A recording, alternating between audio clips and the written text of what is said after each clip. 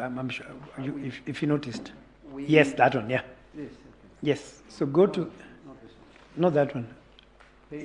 Page, it doesn't have pages, but it's an extra R10. It was the foreigners' logs. Mine doesn't have pages. I don't have it. It just reads R10. Anyway. Yes. R10 yes. is titled Users Who Logged In Recently. Do you remember that? You projected it here. We projected it, yes. Yes, so Vito logged in on July 28th. That's my question. I want to see whether we're on the same wavelength as to the dates. Because you said they logged in during the tally. Does someone have a copy of the report? We can share a copy. You can use this. Yeah, please share a copy. Take this. This is... Share this. R10. And to save on time, Mr. Ngarisha,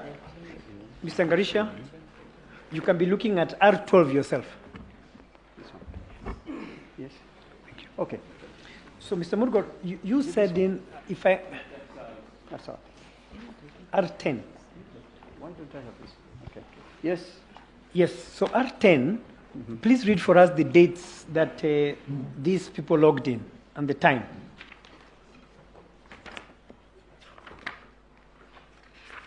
The R10, yes. I have the logs start from July 20th to July 28th. Exactly. Yes. So did I hear you saying that they logged in during the tallying period?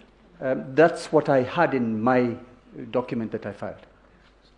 We are looking at the registrar's report. How different is your document from this one? I will check because what we have has those logs. Remember, we are working with the registrar's report, not any other document. That's why I was getting confused. This is probably the reason why we filed our own document, because you have extracted, or the registrar has extracted this part, we have extracted the entire. So we could look at what we have. Yes. I will speak to the IT people and clarify that. But because our logs start from July but to for the registrar's August. report, it's July 20th to July 28th. Yes. Okay, so I just want to clarify that. That was before the election, therefore. That was before the election. Thank you. That's all I wanted from you. Mr. Ngarisha, let's go to R12.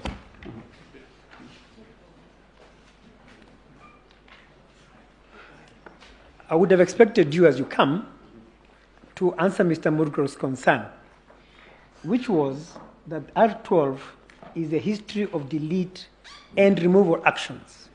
Mr. Murgor's concern was activity, and you look at the dates, it is 6th of August at the bottom, and then a lot of activity happened on the 31st of August. I would have expected you to say these deletions and removals relate to this action. Mr. Murgor is saying, following the, and now I think we can disconnect R10 from R12, but I'm concerned about R12. What activities were these? What was being deleted? What was being removed? So that you can get Mr. Murgor's point, which is quite of interest to me. I thank you. My Lord, far be it from me to correct the court. R12 is a series of command that was firstly executed by the IEBC database manager. I refrain from mentioning her name. She has her own security concerns, but her name appears on the record.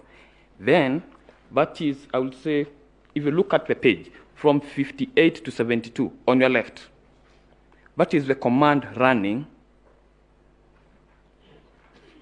If you look at R12 on your left, my Lord, there is 58, 59 running. That's the command running, showing there was no deletion. If it was put on the screen in color, you will see what then we did once we realized there was no deletion. Mr. George had a specific command, which he said you can delete or remove from a server. Like in our press the delete key, or you can press shift delete.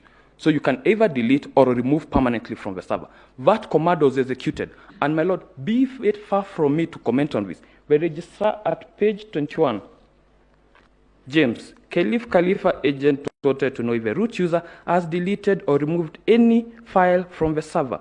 No records of file deletion or removals were discovered.